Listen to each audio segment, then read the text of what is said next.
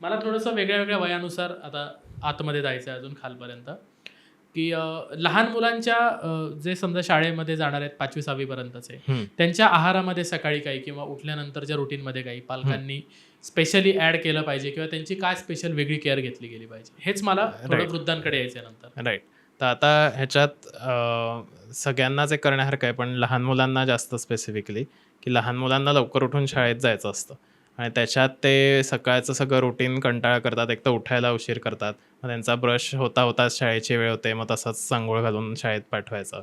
मग त्यांना शाळेत मोशनला जावंसं वाटतं, पण ते जात नाहीत. असे खूप लहान मुलांच्या कंप्लेंट्स येतात आमच्याकडे. त्यामुळे त्यांना मग मी काय सांगतो, की रात्री त्यांना जेवायच्या आधी साधारण 15 ते 20 काळ्या मनुका ज्या असतात, रेझिन्स ज्याला आपण म्हणतो, बियावाले, तर ते सोक करून रात्रीच्या जेवणाच्या आधी त्यांना खायला द्यायचे.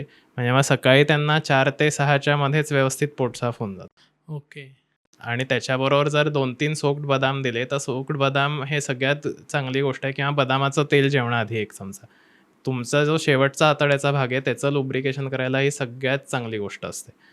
आणि हे लहान मुलांना पहिलेपासून दिलं आणि त्यांचं दर 6 महिन्याला आयुर्वेदिक हे आपली जी कृमीनाशक औषधं असतात, त्यांनी डिवर्मिंग करवत राहिलं, तर त्यांचं सकाळचं रुटीन हे आपोआपच सेट होतं आणि ते सेट झालं, की मग त्यांची दिवसभराची भूक आणि हालचाल या सगळ्या गोष्टी रेग्युलेट होत असतात.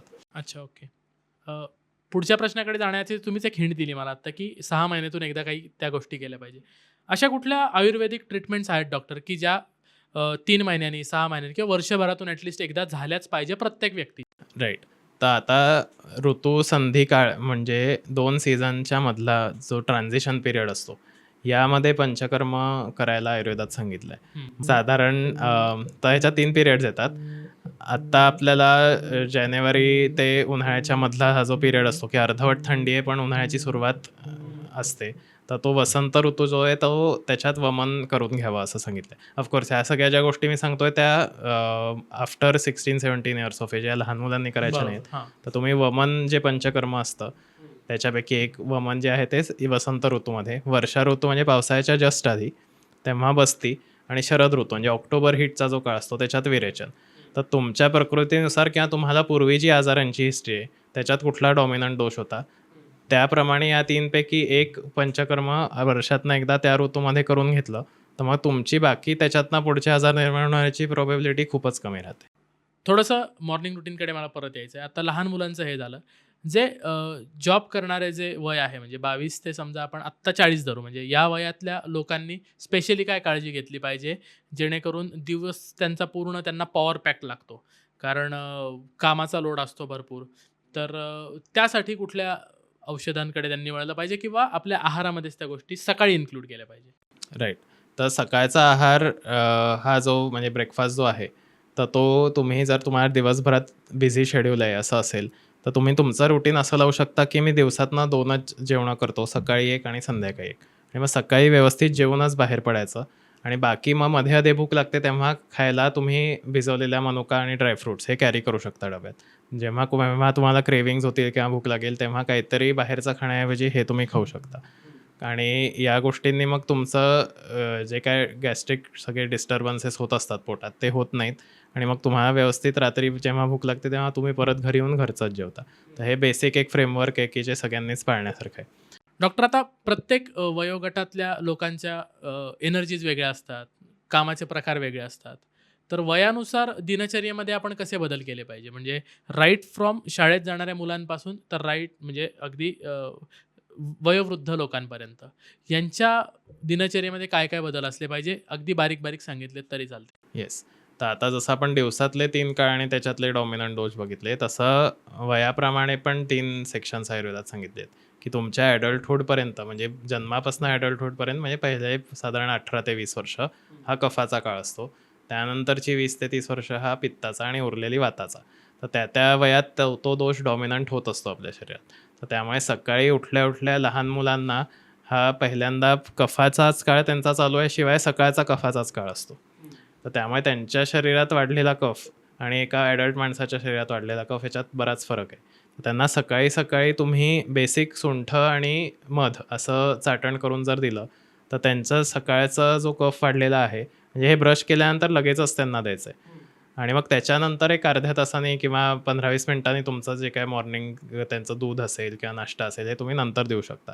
तर ह्याने त्यांच्या शरीरात वाढलेला कफ हा लगेच कमी येत असतो आणि त्यांचं एनर्जी लेवल ही दिवसभर टिकून राहत असते. ओके. तर हे एक लहान मुलांनी करण्यासारखं आहे. तरुण वयातल्या माणसांचा हा पित्ताचा काळ असतो, तर त्याच्यात तुम्ही बेसिक काही आता सारिवा म्हणून एक वनस्पती असते, ज्याला अनंतमूळ असंही म्हणलं तर खूप वाईडली अवेलेबल आहे.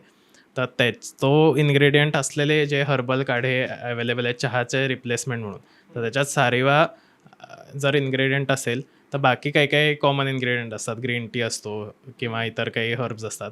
त्याच्यात सारिवा असेल, नसला तर सारिवाची भरड विकत मिळते. तो तुम्ही आणून त्याचा ग्रीन टी सारखा हर्बल टी करून पिऊ शकता. त्याच्यानंतर चहा प्यायला तर मगाशी आपण जे बोललो लाह्या खाऊन चहा पिणं, तर सारिवाचा काढा पिऊन चहा प्यायला तरी ते पित्त व चहाने जे वाढतं ते निगेट होत असतं. सो असे एकाच गोष्टीला मल्टिपल अँगल आहेत. तर सारिवाचा काढा तरुण वयात आणि सकाळी सुंठ मध लहान लहान वयात वयात. असं. आणि सकाळी मगाशी म्हटलं तसं वातासाठी सगळ्यात चांगला ब्रेकफास्ट इज दूध तूप. तसंच वृद्धांसाठी पण तोच लागू होतो कारण तो वाताचा काळ आहे. अच्छा. तर वृद्धांसाठी सकाळी सगळ्यात बेस्ट ब्रेकफास्ट इज ऑलवेज दूध तूप.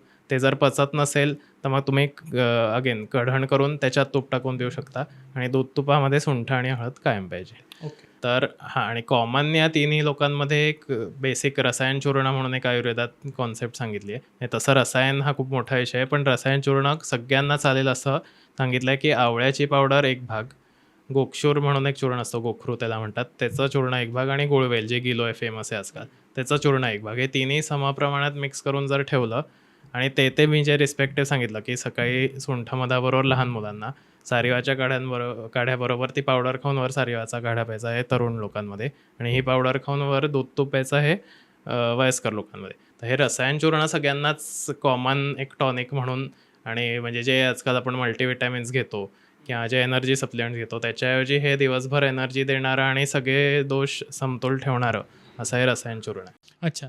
आणि आयुर्वेदानुसार डॉक्टर दूध कुठलं योग्य आहे, गाईचं की म्हशीचं? गाईचं. अच्छा. का बरं म्हणजे त्यातलं? गाईचं दूध पचायला हलकं असतं आणि म्हशीचं दूध पचायला जड असतं. हा त्यातला बेसिक फरक आहे. म्हणजे त्याच्या व्यतिरिक्त जे औषधी गुण आहेत ते गाईच्या दुधात अधिक असतात. पोट साफ ठेवणं किंवा युरिन साफ ठेवणं किंवा पचायला हलकं असून सुद्धा डायजेस्टिव्ह सिस्टीमला टॉनिक म्हणून काम करणं. हा गुण गाईच्या दुधात आहे, तो म्हशीच्या दुधात नाही. त्यामुळे ज्यांना झोपायचा इश्यू आहे त्यांना मुद्दाम म्हशीचं दूध प्यायला दिलं जातं कारण त्याने आळस इंड्यूस होतो. हो. तर रात्री झोप येत नसेल तर म्हशीचं दूध प्यायचं, पण नॉर्मल रुटीनमध्ये ॲज अ टॉनिक म्हणा किंवा ॲज अ कॅल्शियम सप्लिमेंट तुम्ही कुठल्याही अँगलने बघितलं तरी प्यायला श्रेष्ठ आहे गाईचं दूध. डॉक्टर 40शी पार केलेल्या लोकांनी काय स्पेशल काळजी आपल्या रोजच्या दिनचर्येत घेतली पाहिजे? राईट. तर 40 ते 60 हा जो ट्रान्झिशन पिरियड आहे हा खूप क्रिटिकल असतो कारण त्याच्यात तुम्ही ना तरुण असता ना पूर्ण वृद्ध असता. तर ते तरुण टू वृद्धाचं जे ट्रान्झिशन आहे त्याच्यात शरीराच्या धातूंची झीज एकदम फास्ट व्हायला लागते. म्हणजे तुम्हाला आधी जे की एवढं काम तर मी दिवसभरात आरामात करू शकतो, ही जी आपल्या डोक्यात एक फिक्स्ड कन्सेप्ट असते तीच मोडायला लागते. तुम्हाला तेच काम खूप जड जायला लागतं आणि मग तुम्हाला कळतं की तुमचं शरीर डिजनरेट व्हायला लागलं आहे. तर आयुर्वेदात आपण बाकीचं जे रुटीन बघितलं ह्याला चांगलं डेली रुटीन म्हणजे आचार रसायन असं म्हणलं. आचार म्हणजे लाईफस्टाईल.